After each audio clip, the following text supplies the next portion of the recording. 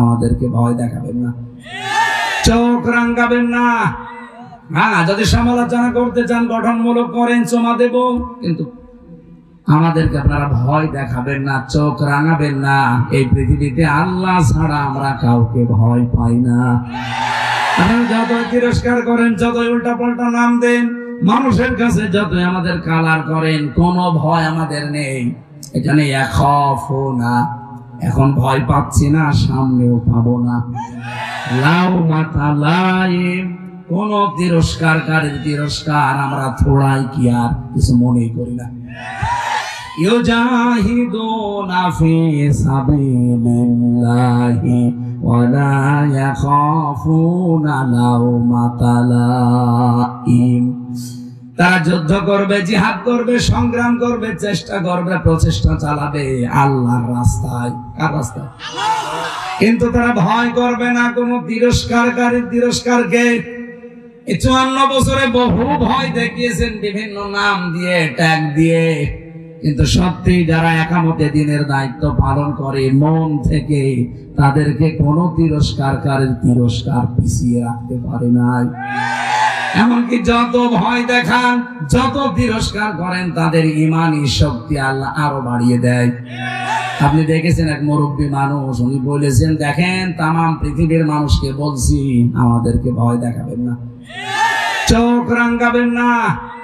হ্যাঁ, যদি সমালোচনা করতে চান গঠনমূলক করেন, চমা দেব, কিন্তু আমাদেরকে আপনারা ভয় দেখাবেন না, চোখ রাঙাবেন না। এই পৃথিবীতে আল্লাহ ছাড়া আমরা কাউকে ভয় পাই না। আপনারা যতই তিরস্কার করেন, যতই উল্টা পাল্টা নাম দেন, মানুষের কাছে যতই আমাদের কালার করেন, কোনো ভয় আমাদের নেই। এখানে না, এখন ভয় পাচ্ছি না, সামনেও পাবো না। লাউ মাতা লাইম, কোন তিরস্কারকারীর তিরস্কার আমরা থোড়াই কি আর কিছু মনেই করি না। আল্লাহ বলেন, এটা আমি যাদের তাদের দেই না, যালিকা ফাদলুল্লাহ, এটা আল্লাহর অনুগ্রহ। ইউতিহি মান ইয়াশা, যাকে আল্লাহ পাক চান তাকে এগুলো দান করেন। এবার আপনি বলেন, এই আয়াত অনুযায়ী যেটা বুঝলাম, অবশ্যই আল্লাহর দিন থেকে যদি ফেরত চলে যান, আপনি মনে করবেন না আল্লাহ দুর্বল হয়ে গেছে। আল্লাহ বলেন, আমি অতি শীঘ্রই কিন্তু একটা দল তৈরি করে দেব। আর আমি আয়াতটা বাংলাদেশের সাথে মিলিয়ে অনেক কিছু পেয়ে গেছি। এদেশে মনে হচ্ছে আল্লাহ তিনটা গুণ যাদের ভেতরে আছে তাদেরকে ভালোবাসেন এবং তারাও আল্লাহকে ভালোবাসে। আল্লাহ পাক বলেন, আমি প্রথম টার্গেট তাদেরকে তোদের উপরে নিয়ে আসব, কিন্তু তারা তোদের মতো হবে না। এখন আল্লাহ পাক যাদেরকে ভালোবাসেন, ওই দলে যেন আমাদেরকেও শামিল হওয়ার সুযোগ দেন। সুযোগ যদি পান, হবেন তো? বলেন বলেন। গুণ প্রথমটা কি বললাম? নিজেদের ভেতরে রহম দিল হবে। কোথায়? আমার বাড়ি কুষ্টিয়া, ডক্টর হাবিব সাহেবের বাড়ি ঝিনাইদহ, কমপক্ষে 50 কিলোমিটার দূর। অথচ শুধু দিনের কারণে ওনার সাথে আমার আত্মার যে সম্পর্ক, আমার নিজের আপন ভাইও যদি দিন না মানে, তার সাথে আমার এই সম্পর্ক নেই। কে কথা বলছেন এখানে?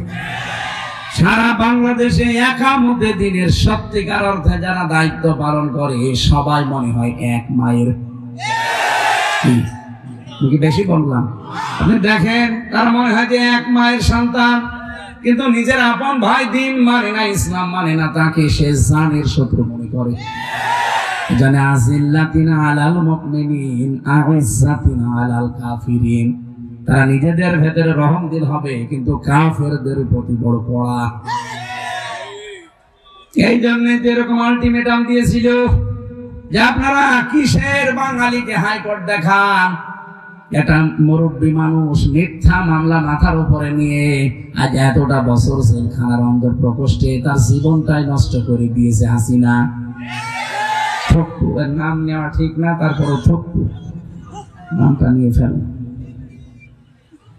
বলেন তো, যে মামলা দিয়েছে সে পালিয়েছে, যে বিচারপতি সে পালিয়েছে, যে মামলার আয়ু সে পালিয়েছে, প্রসিকিউটর পালিয়েছে, সাক্ষী পালিয়েছে, বিচারপতি পালিয়েছে, কেউ নেই। অথচ লোকটা আজ 13 থেকে 13.5 বছর জেলখানায় পড়ে আছে। আজকে তারে হাজিরায় দেখেছিল মামলায়, তার যে অবস্থা, আমি 3টা বছর তার সাথে ছিলাম, আমি দেখেছি এই মানুষটা মানবতার জন্য, বিশেষ করে ইসলামের জন্য তার যে দরদ, তার মুক্ত বাতাসে থাকা খুব প্রয়োজন। জীবনের অন্তত শেষ কয়েকটা বছর সে নিজে নড়তে পারে না, 2 জনের কাঁধে ভর করে যায়। আপনি বাঙালিকে হাইকোর্ট দেখাচ্ছেন যে না ওনার সাজা হয়ে গেছে, মুক্ত হবে না। সাজা হলে যদি মুক্ত না হয়, তারেক জিয়া মুক্ত হলো কি করে? তার তো 9 বছর সাজা ছিল।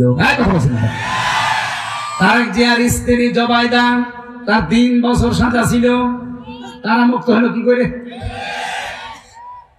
মুফাজ্জামান বাবরের 17 বছর পরে যদি ফাঁসির আসামি বের হতে পারে, তারেক জিয়া সাহেবের বন্ধু গিয়াসউদ্দিন মামুন 17 বছর পরে যদি বের হতে পারে, ইনার কি হয়েছে?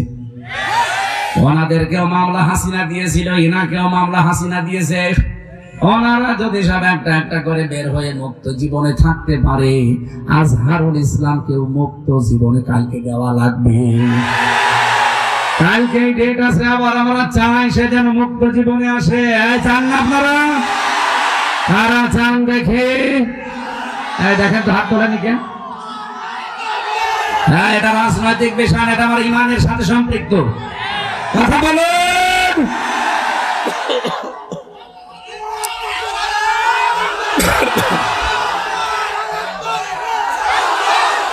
আলহামদুলিল্লাহ, ঠিক আছে।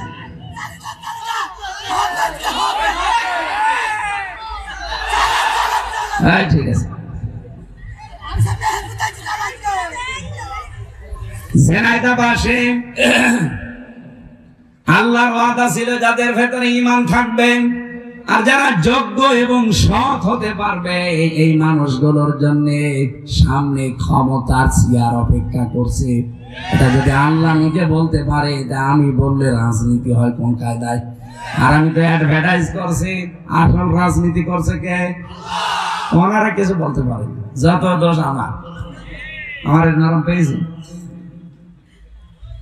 এখানে সালেহ শব্দটা অনেকে আমরা উল্টা পাল্টা বুঝি, মনে করে না বিশাল জব্বা গায়ে দিয়ে এই যে এরকম জব্বা, শুধু 24 ঘন্টা চোখ বন্ধ করে জিকির করবো, দুনিয়ার কোনো খেয়াল রাখবো না, হয়ে গেল। কে বলেছে আপনাকে? আপনাকে যোগ্যতা অর্জন করা লাগবে। মুসা আলাইহিস সালামের জামানায় তাদেরকে যদি আল্লাহ চেয়ারে বসাতে পারে, এই হাজার হাজার বছর পরে উম্মতি মুহাম্মদী আমাদেরকে আল্লাহ পারবে না? আল্লাহর ওয়াদা কখনো মিথ্যা হয় না, হবেও না ইনশাআল্লাহ। এই জন্য আমি যে কথাটা নিয়ে শুরু করেছিলাম, এই কোরআনে কারীম শুধুমাত্র মুসলমানদের জন্য না, আর মানুষকে আল্লাহ সম্মান দিয়েছেন শুধু মুসলমানদেরকে না, মানুষ যারা তাদেরই সম্মান আছে।